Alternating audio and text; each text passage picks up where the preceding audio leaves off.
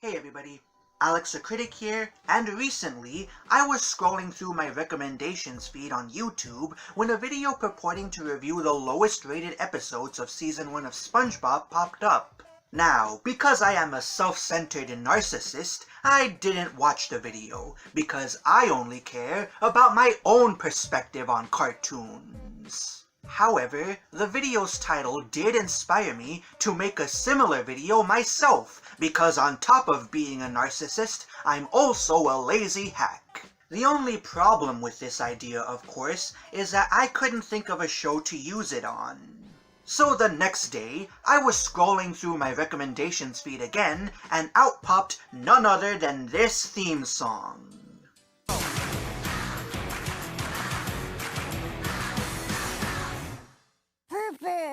Aha! The Loud House. Now here's a show that I've been meaning to talk about, but have never found a good excuse to do so.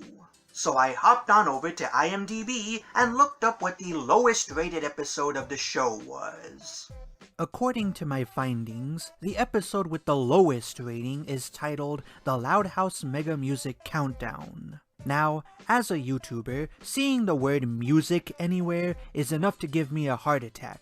That's because YouTube's copyright ID system is way harsher on music than it is on clips, and I already have to do a lot of editing to keep the footage I use from getting struck, so I'm not gonna review this one. Even if I wasn't some lazy schlub, this sounds like a glorified top 10 list hosted by live actors, and thus is not a real cartoon, if the summary on IMDb is anything to go by, so I still wouldn't have looked at it. With that said, the next lowest ranked episodes were titled Much Ado About Noshing and Broadcast Blues. Now, I don't know how rankings are supposed to be applied to shows whose runtime is split between two completely different episodes. Like, is Much Ado About Noshing as bad as Broadcast Blues, or does the rating only apply to one of these episodes? Nobody knows! Because of this ambiguity, I'm only going to review the first episode whose name is written here, so congratulations, Much Ado About Noshing. Looks like you're up on the chopping block today. So now that you know why we're all sitting here today, let's kick things off. The episode begins in the living room of the Loud family's house, where all of the children are spending their free time in their own unique ways. Lincoln himself is reading a comic book, but gets interrupted by a phone call. When he answers it, he's treated to the sound of his dad sobbing loudly. Reasoning that he must have butt-dialed him, Lincoln and his sisters rush over to the kitchen, where their father is crying in front of his laptop. Dad, we talked about this. You can't always win video solitaire. This is so much worse! Oh my god, he just discovered that his wife has an OnlyFans account! No. The actual reason Lynn is upset is because of a website called Nosh. What is Nosh, and why is he upset about it? I'll let the episode explain. Nosh is a review site where people rate their restaurant experiences with a thumbs up or a thumbs down. Oh, so it's like Reddit, but for restaurant owners. Yeah, that sounds like a very fun place indeed. What do you have to worry about, Dad? Your restaurant is amazing, and everyone loves it. Apparently not everyone. Check out this clown named New Nosher123. Whoa, 30 thumbs down?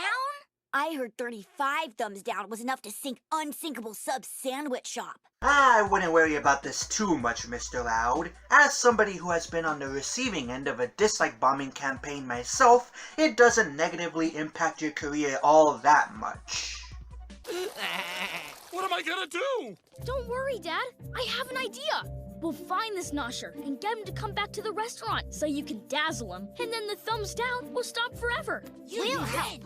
Thanks, kiddos. I don't know. It's been my experience that catering to people that hate you never ends well.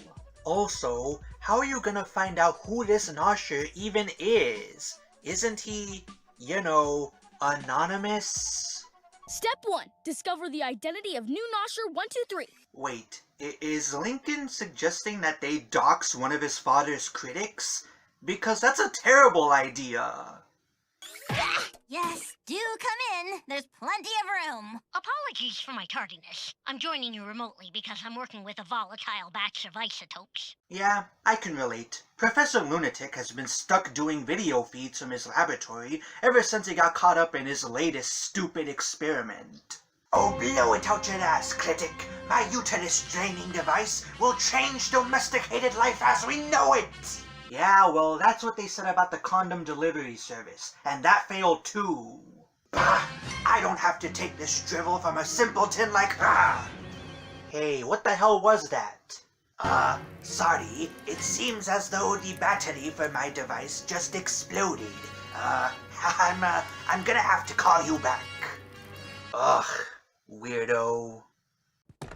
Based on thumbs down reviews of Jean Juan's, Burp & Burger, and Aloha Comrade, it's highly likely that the reviewer lives in Royal Woods. Want me to start pulling samples from my Royal Woods fecal census? Do I even want to know why she has a fecal census for the people living in that neighborhood? That won't be necessary. I know how we can track down the unhappy nosher. Oh my god, they're really doing this, aren't they? Why don't they just do the sensible thing and report this guy for spam or harassment or something? That might not be the best solution to this problem, but it's better than stalking the guy in order to dox him for the crime of giving your dad's restaurant bad reviews. I mean, have they even bothered trying to read this guy's reviews? How do they know that he's not just some troll who's trying to mess with them? But no, the family of course goes along with this asinine plan. Lincoln realizes that they'll need to cover more ground in order to find suspects, and he sends Lola and Lana on their delivery guy's route. This takes them to the school that I'm assuming they attend. Here, they immediately peg this mustachioed man named Huggins, who I guess is the principal of this school? I'm sorry, I don't keep up with this show enough to know who all of these side characters are. As a suspect after seeing him whine about the huge mess that their restaurant's poor packaging made. Lynn Jr. and Lucy get sent to one of the other restaurants the Nosher downvoted, where they have the following interaction with one of the servers. No! You scared me half to death. I can help with the other half. Okay, that was pretty funny. We need your help. Do you remember any difficult customers recently? Well, there was this one guy the other week. Can I use your crap? Get out of here. There's a bathroom in the park. The service here sucks. Have you even seen a waiter? But I think he was just some tourist. Before the woman can give them a real answer, the two sisters notice a fat, old bald man, again I don't know who any of these guys are, complaining about every little thing wrong with the restaurant and its service. With their suspect now in hand, they run out of the restaurant, and we cut over to Lisa and Lily, whom Lincoln orders to do a technical deep dive on the Nosher. If you think this doesn't result in them breaking all sorts of laws, then get a load of this. I've entered the coordinates of all the restaurants on our Nosher's warpath and then cross-referenced those with transportation routes. Fascinating. The Giggling Geezer is the only bus that stops at all of those locations. Oh, our culprit must have been on it. The logical thing to do is hack into the Geezer's camera footage and scan for an unhappy customer. Okay, lampshading just how illegal and illogical breaking into a company's security system and violating people's privacy is doesn't make your characters any more likable. I mean, is no one in this family taking a step back and questioning whether this is all worth it? You're committing several kinds of felonies here. Ugh. Anyways, they catch an old lady spitting out her burger after realizing that they forgot to add cheese to it, and they consider her their suspect. We then cut to the family's restaurant, where Lincoln and Lenny look through old resume files, thinking the suspect could be someone they didn't hire. Here they make the following discovery. Mrs. Bernardo! She applied for a waitressing job, but Dad hired Grant instead. That's right! And then later she did that one-woman show called Table for None. May I take your order? Our special tonight is baked salmon with a side of revenge! And see. Mrs. Bernardo must have given the bad reviews to get back at Dad. That's a pretty big investigative leap there, you two. I mean, the other people at least fit the profile of a disgruntled customer. Here, you're just taking a bunch of coincidental details and assuming that they're all connected. Wouldn't her coming back to the restaurant to stage her play there indicate that she doesn't hold any ill will towards your dad? I don't know, I feel like when you have an entire box of resumes, that there's gotta be a better suspect to pin the noshing on than her. Back at the restaurant, Luna and Luann ask one of their dad's employees if they've had any run-ins with a nasty customer, and he begins to tell them the following tale. The day started out like any other. Flip was enjoying his usual corned beef hash, and then... Can I get you a free refill? Oh, did you say free?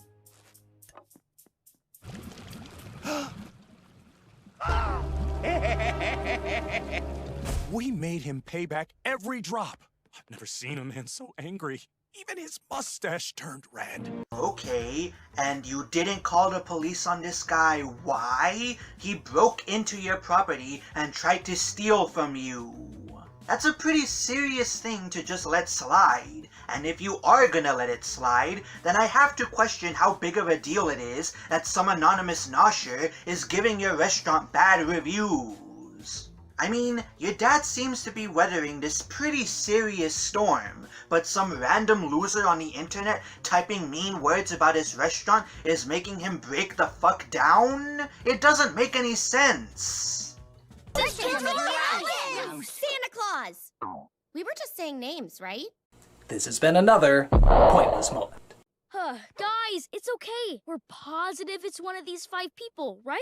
So we just bring them all to Lynn's table. That way we're sure to dazzle new Nosher 123, and he or she will stop giving bad reviews.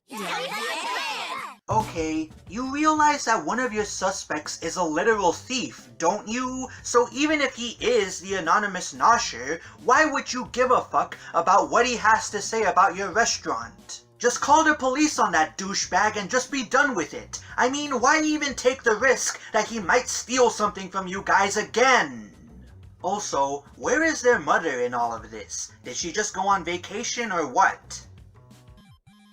It's Dad. You have Lola. Another butt dial. Stop looking at reviews, Daddy, and fix that butt of yours. Leave it to the youngest child to give the only solid piece of advice throughout this entire episode.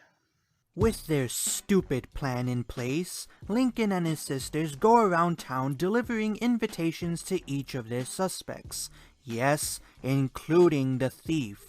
Their methods of delivery involve shoving an envelope into a donkey's mouth and throwing one into a woman's face. Oh yeah, assault and animal abuse are definitely gonna go a long way towards making me root for these guys. Also, why is their dad okay with this scheme to promise all of these patrons free food? Is a good review really worth all of this lost revenue? Okay, is everyone sweaty? I mean ready? Yup, you take care of the cooking, we'll take care of the rest. Lisa, status report. All systems go. Todd is the visual of the table where our guests will be sitting. If anybody goes on Nosh, I will destroy them. No, Todd. You will report them to me. Yeah, so that I can destroy them. Guys, remember, we're dealing with Royalwood's 5 most particular customers. But Lincoln, one of your suspects is a literal thief, and another one is just some random woman who was denied employment at your restaurant. What are you talking about? Like, this little scheme of yours relies on a whole bunch of assumptions, and I'm kind of shocked that nobody's calling him out on this. No matter what happens tonight, we have to exercise extreme patience. I can feel you all looking at me, and it feels very judgy. Okay, that was another good joke.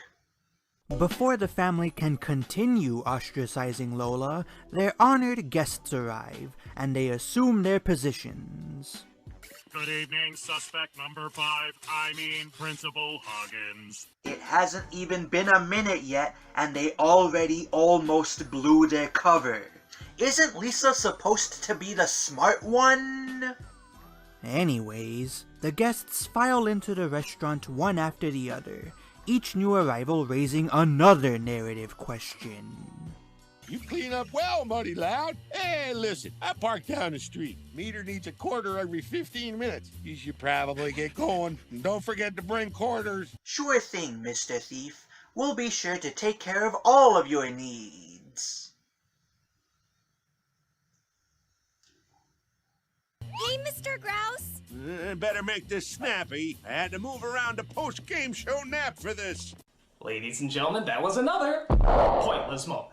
Luann, thank goodness you're here. Someone has to stay with Mommy's little Hamlet. He cannot be left alone. He'll die of boredom. Also, he hasn't made number 2 today.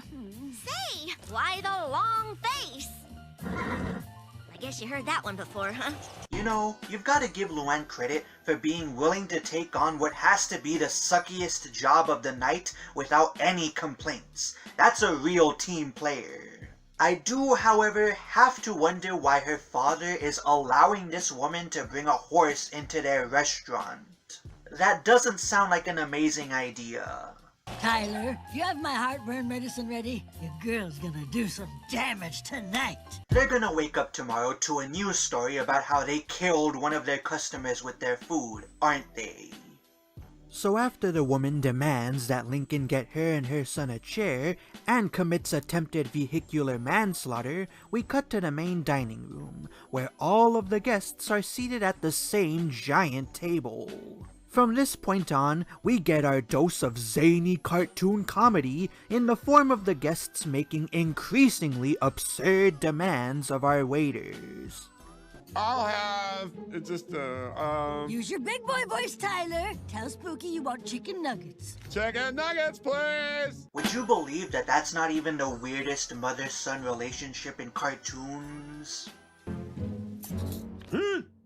Man, it was a good idea to let this thief back into the restaurant, wasn't it? I have well, who do they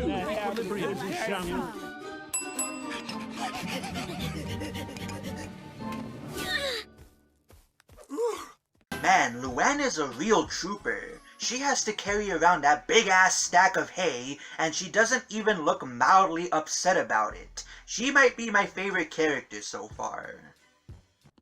Well, utensils would be nice. Coming right up. Oop, be right back. Gotta feed the meter. Why don't you just ask one of your siblings to do it for you? Waiter, it's still off balance. Much better. Okay, was there really nothing better that Luna could do? They didn't have like a book or a pebble or something to put under the chair? What about that box full of resume files? I mean, come on, you have a ton of options here. Just had that fork. You know, you would think that one of the other customers would notice the thief taking everyone's utensils. Oh, you there, stagehand. Again, it's Lola. Look at this drab presentation. It needs to be bigger. It needs to be bolder. It needs to be soaked in the blood of innocent African children! Shut up, Professor. Louds, where do you keep moving my dang spoon? This has been another pointless moment. Eventually, the Loud children return their guests' plates to their father and relay all of their ridiculous demands to him. Lynn starts to crack under the pressure of appeasing these picky eaters, but Lincoln cheers him on and urges the rest of his family to keep going. Later in the night, we cut back to the dining room, where the guests seem to be enjoying their meals. Lincoln then delivers the following status report. We did it, guys. It was rough, but tonight was a success. And to think, all we had to do was rely on the magic of a scene transition. Like, really? You're not gonna show us the kids succeeding? You have to tell us that they did? That's fucking weak. There's no way that hater will give any more thumbs down after tonight. Another thumbs down from New Nosher 123. What? How is that even possible? You mean you can't just force people to think whatever you want them to? You're blowing my mind here, guys. Lisa, did you see anything? I lost visual after Grouch's new England clam chowder fiasco. Bathrooms are down the hall. Bathrooms are down the hall. God damn it, Lisa. You had one job. You know what? Get off the computer. You're fired. I'm sorry, Dad. We let you down. No, it wasn't you guys. Oh no. Don't tell me he's gonna do what I think he's gonna do. You monsters! How could you give us another thumbs down on Nosh after what my kids just did for you? You think you're easy guests with your nitpicking orders and over-the-top demands? You know what I say? Thumbs down on all of you!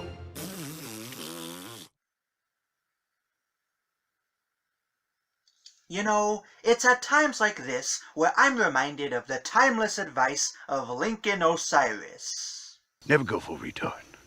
Seriously, why does Lynn think it's a good idea to come out and yell at these people? Hasn't he seen the Amy's Baking Company episode of Kitchen Nightmares? You never ever pick a fight with your own paying customers. That kind of unprofessional idiocy is more likely to drive away customers than lure them in. Why is he even yelling at the whole table? The Nosher giving him all of these bad reviews is just one guy, isn't he? What, does he think everyone here is conspiring against him? Stupid! You're so stupid! Keep in mind, his children have been waiting on these people the entire night.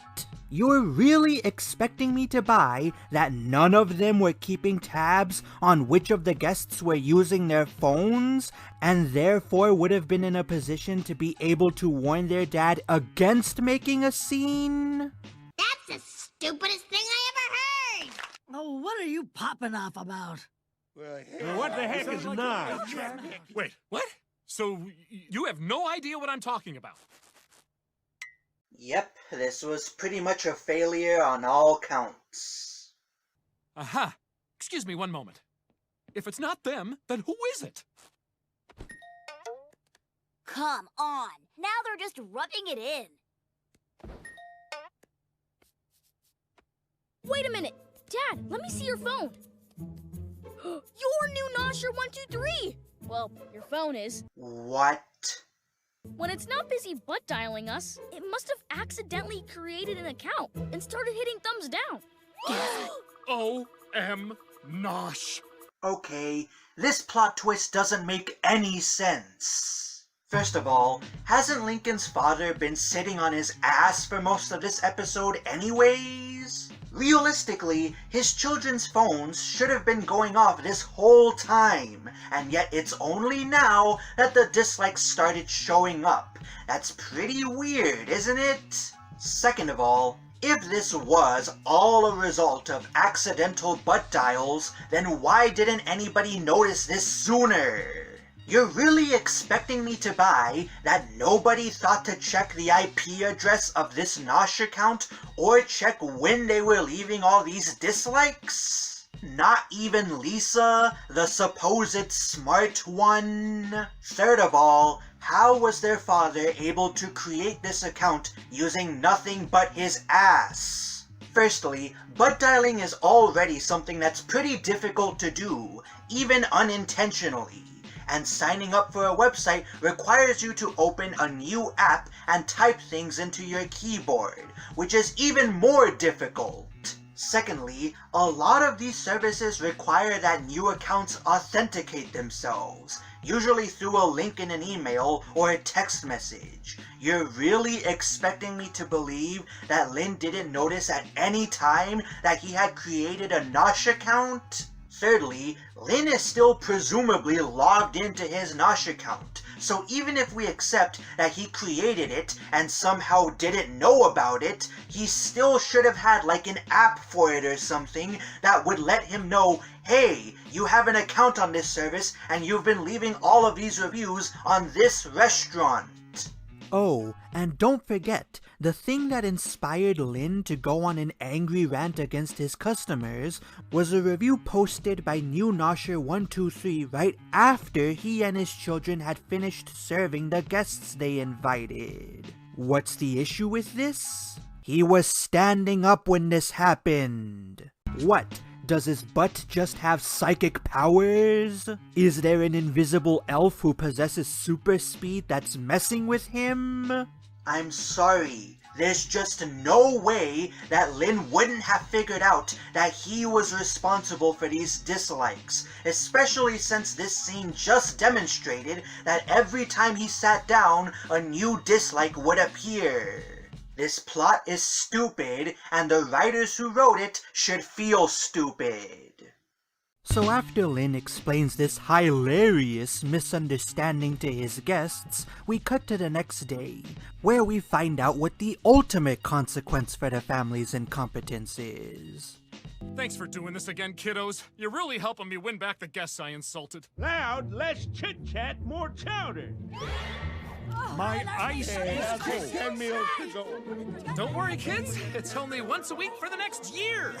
We can do this. Wait, you're giving these people free food for that length of time, all because you falsely accused them of leaving a bad review for your restaurant? Why? Like, you did mess up, but this was a huge overreaction, my dude. One of your suspects is a literal thief who stole from you. I don't care if your mean words made him feel bad. I'd kick his ass out. Well, at least we get a somewhat funny joke out of this. Speak for yourself. Todd out. So that was Much Ado About Noshing, and while it was bad, I hesitate to call it absolute worst episode of the series bad. Let's get the two biggest issues with the episode out of the way first. Firstly, the conflict that drives the plot is ridiculously contrived, and could have easily been resolved if any of our protagonists exercised even a smidgen of basic common sense. Secondly, said protagonists engaged in several illegal activities that, again, they wouldn't need to have done if they used more than one brain cell. These two issues are enough to drag the overall quality of this episode way down, but not enough for me to consider it the worst episode of the whole show. After all, a few of the jokes got a laugh out of me, one of the kids actually tried to give their dad solid advice, and everyone got their comeuppance for being idiots. Plus, the shenanigans the kids got into were for the sake of helping their dad and his restaurant, which makes it a lot harder to hate them. I don't know. I have a hard time believing that this is the lowest point of a series which has lasted over a decade and has almost as many seasons. Then again, maybe I picked the wrong episode to review, and it's actually the other one that's rated the lowest of the whole series. However, that's an issue I'll have to resolve some other time, because this video is long enough as it is. With that said, I'm Alex the Critic, and I'll see you guys next time.